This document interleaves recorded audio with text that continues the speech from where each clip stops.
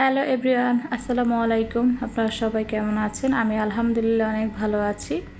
আপনাদের সামনে আজকে আবার নতুন একটা রেসিপি নিয়ে চলে আসলাম, যেটা কোরবানি ঈদে না হলে চলেই না। তো আজকের রেসিপিতে থাকছে কাচ্চি বিরিয়ানি। যারা কাচ্চি বিরিয়ানি তৈরি করতে সমস্যা, তাদের জন্য আমার আজকের এই রেসিপিটা ফলো করে আপনারাও বাসায় কাচ্চি বিরিয়ানি তৈরি করতে পারেন। তো চলুন দেখে নেওয়া যাক কীভাবে আমি কাচ্চি বিরিয়ানিটা তৈরি করেছি। তো প্রথমে আমি এখানে বেশ কিছুটা পেঁয়াজের বেরেস্তা করে নিয়েছি। তো বেরেস্তাটা একটু বাদামি কালার করে আমি তেল থেকে নামিয়ে রাখছি। এরপর আমি এখানে কয়েকটা আলু ভেজে নিচ্ছি। তা আমি ছোট সাইজের আলু নিয়েছি, আপনারা চাইলে বড় আলু টুকরো করে নিতে পারেন। তো আলুটাও ভেজে নেওয়া হয়ে গেছে। এখন আমি এখানে 1 কেজি পরিমাণে গরুর মাংস নিয়েছি। তো একটু বড় সাইজ করে আমি পিসগুলো নিয়েছি। এরপর আমি এখানে আদা রসুন দিয়ে দিয়েছি 2 টেবিল চামচ। হালকা একটু হলুদের গুঁড়ো দিয়েছি, 1 চা চামচ দিয়েছি মরিচের গুঁড়া। আজকে আমি একটু ঝাল ঝাল কাচ্চি বিরিয়ানি তৈরি করব, কালারিং করে। অনেক সময় সাদা করি, সবসময় তো আর সাদা খেতে ভালো লাগে না। তো সব রকম মশলা দেওয়া শেষ আমার এখানে। এখন আমি দিয়ে দিব কাচ্চি বিরিয়ানি মশলা। তো এখানে 2টা প্যাকেট থাকে একটা মশলার প্যাকেটে। তো কাচ্চি বিরিয়ানির মশলাগুলো দিয়ে দিয়েছি আমি। ছোট প্যাকেটে থাকে গরম মশলা, এখানে তেজপাতা, দারচিনি, গোলমরিচ, শাহি জিরা, এলাচ সব কিছুই আছে। তা আমি কিছুটা এখানে দেব, বাকি শাহি জিরা কিছুটা মশলা আমি পরে ব্যবহার করব, রেখে দিয়েছি।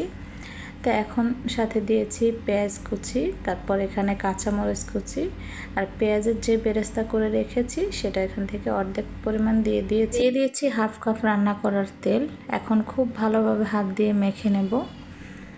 যতটা ভালোভাবে মাখানো হবে ততই খেতে ভালো লাগবে কাচ্চি বিরিয়ানিটা। তো আজকে আমি মাংসটা প্রেশার কুকারে রান্না করব। তো মাংসটা প্রেশার কুকারে খুব তাড়াতাড়ি সেদ্ধ হয়।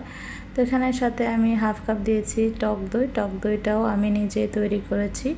গুঁড়ো দুধ দিয়ে হালকা একটু গরম পানি দিয়ে সাথে ভিনেগার দিয়ে টক দইটা আপনারা তৈরি করে নিতে পারেন। সব সময় হাতের কাছে টক দই থাকে না, তাই নিজেই বানিয়ে নিতে পারেন।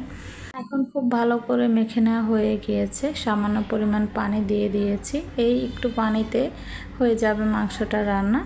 এখন আমি এখানে নিয়েছি 1 কেজি পরিমাণে বাসমতি চাল। 1 প্যাকেটে 1 কেজি থাকে।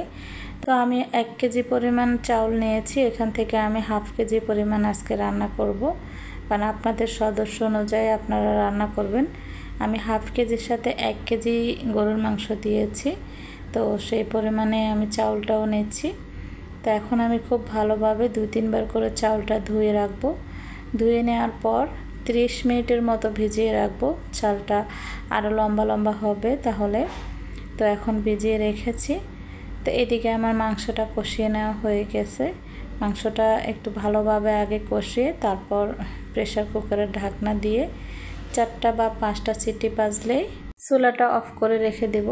তো এদিকে অন্য চুলায় আমি চাউলটা সেদ্ধ করতে বসিয়ে দিয়েছি। পর্যাপ্ত পরিমাণে পানি দিয়েছি, 1 টেবিল চামচ লবণ দিয়েছি, শাহি জিরা যেটা রেখেছি আমি সেটা দিয়েছি, 2 টেবিল চামচের মতো তেল দিয়েছি চালটা জড়জড়া হওয়ার জন্য।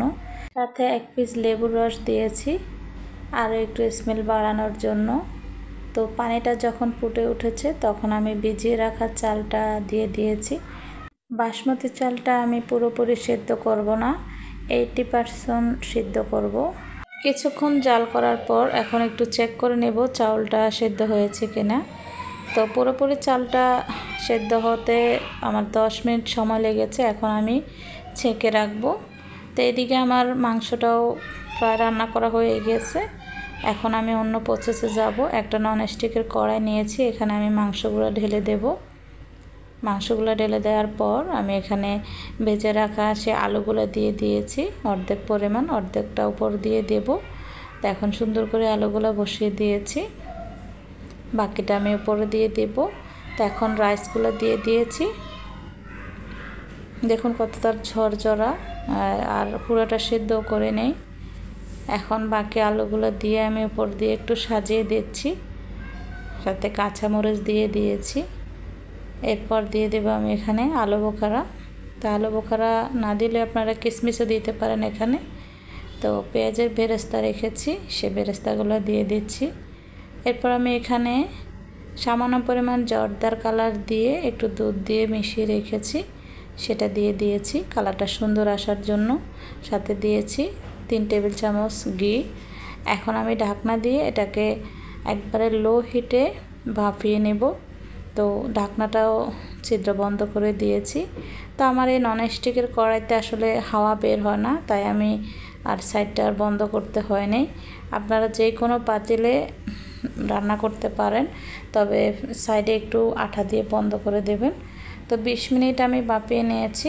যেহেতু আমার আজকে মাংসটাও রান্না করা ছিল, চাউলটাও সেদ্ধ করে নিয়েছি, সেক্ষেত্রে বেশিটা সময় রাখা লাগেনি চুলার উপরে। যদি আপনারা অন্য সিস্টেমে করেন তাহলে আরও বেশি সময় লাগবে। তো আমার আজকে বেশি সময় লাগেনি কাচ্চিটা হতে। দেখুন কাচ্চিটা কেমন হয়েছে, আপনাদের কাছে কেমন লেগেছে, কতটা জর্জরা হয়েছে। আর আমার কাছে তো ভালোই লেগেছে, খেতে আরও বেশি মজা হয়েছে। আপনারাও এভাবে ট্রাই করতে পারেন। অবশ্যই আমার এই ভিডিওটা যদি পুরোপুরি দেখেন আপনারা এভাবে তৈরি করতে পারবেন। এখানে কোনো ফেক কিছু ছিল না। আমি সাথে আজকে মাংসের কাবাব তৈরি করেছি, কাবাব দিয়ে পরিবেশন করেছি। আপনারা চাইলেও এইভাবে রান্না করতে পারেন, বাসার সবাইকে একটু অন্যভাবে রান্না করে খাওয়াতে পারেন। আজকের মতো এখানেই বিদায় নিচ্ছি। সবাই ভালো থাকবেন। আল্লাহ হাফেজ।